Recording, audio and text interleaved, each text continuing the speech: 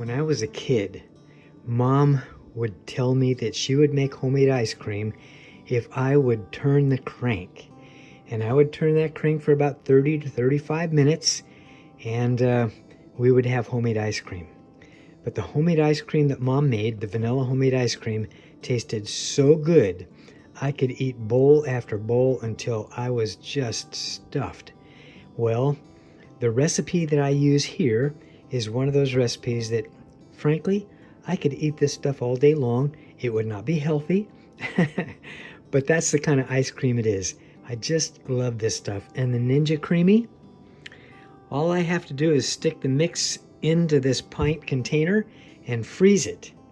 And when it comes out frozen, I stick it in the Creami, and it only takes about 3 minutes, and it's done and ready to go.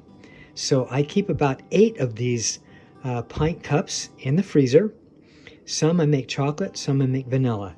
And I finally got the recipes to where that's old-time flavor that I really like. And it really hits the spot with just everybody that comes over and tries it. So I want to give my recipe away.